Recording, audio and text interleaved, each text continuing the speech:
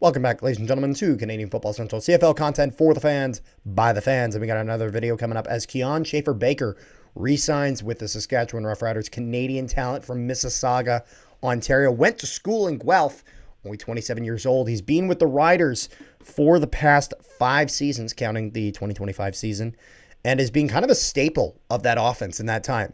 Like, seriously, you walk around Mosaic Stadium in Saskatchewan, see Schaffer-Baker jerseys all over the place. Like Rick, like even if you remember the game we went to, how many Schaffer-Baker jerseys did you see? For me, it was more than I could count.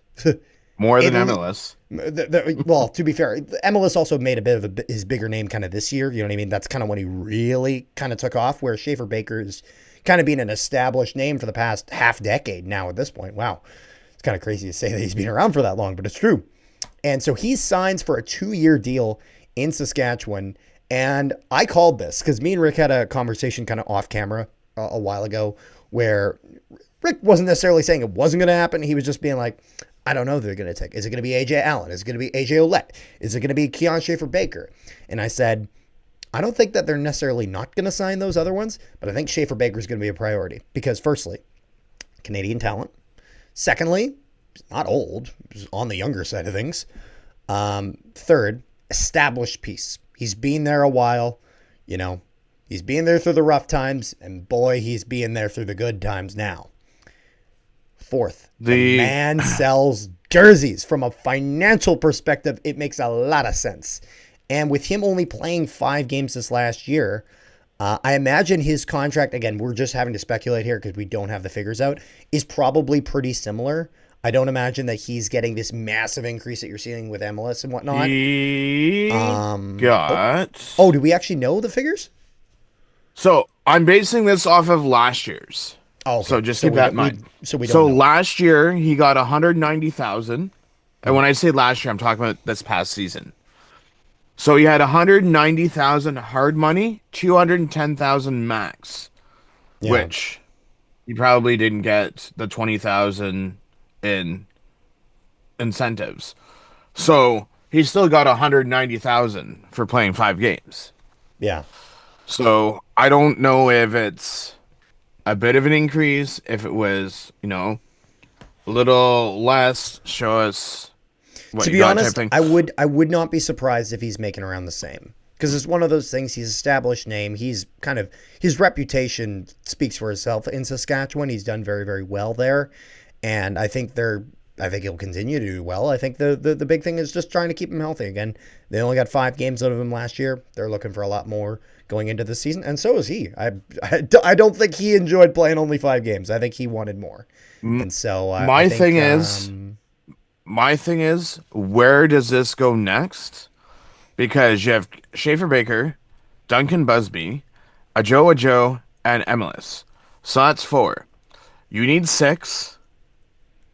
Dante Myers goes down to the NFL, so that's one off. Keyshawn Johnson, Joe Robicelli, Tommy Neild, Mitchell Picton, and then also Sean Bain Jr. That's 5 receivers. 3 of them will be gone. 2 will be back. Is my guess. Yeah. Keep in mind, for those wondering, like, because we don't know when this is going to be released exactly, that is what it is as of the time of recording. We were recording this at 2:40 in the morning on January 20th. So things might have changed since then. There's a lot of signings coming out, which means that there's going to be a lot of content coming out on this channel. So make sure you guys check that out. if you really think about it, they have what, 1, 2, 3, 4, 5, 6, 7, 8 receivers signed right now. Yeah. But, anyways, you were saying. But, I was just going to say, I think that's pretty much all we got. All in all, good signing for Sask. Makes a lot of sense. No shocks in terms of, I knew this contract was going to happen at some point. They made a big announcement when they did, because of course they did. Made sense. It was a big deal, and so Shake and Bake is staying in Sask. So thank you guys so much for tuning into this video. If you guys haven't already, make sure you guys join our Discord. Link in the description below, where we discuss all things CFL, NHL, all sorts of sports stuff. So, you know, helps out the channel. So make sure you guys do that. And if you guys haven't, or actually, not if you guys haven't, make sure you guys check out this other thing, Rick. Yes. In 3 weeks on February 10th, we are doing, well, myself, I should say, not we, myself, Oh, because don't Carter worry. will have class that day. I'm gonna call you on the phone and be a problem. Don't worry. That's okay. I'm sure viewers won't mind.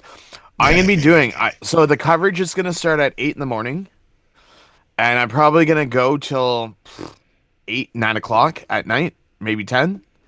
We'll see where it goes, and we're gonna be breaking down all of the rumors from the tampering window because remember, even though people sign during the tampering window, doesn't necessarily mean that they're signing for sure because they still have to pass their physical people.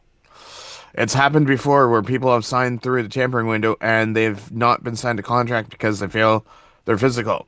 So at 12, we'll be breaking down the news. I have all my gizmos and gadgets ready to go, charged and ready to go. And yeah, it's going to be a very interesting day. Alrighty. Well, watch that. We'll see you guys next time.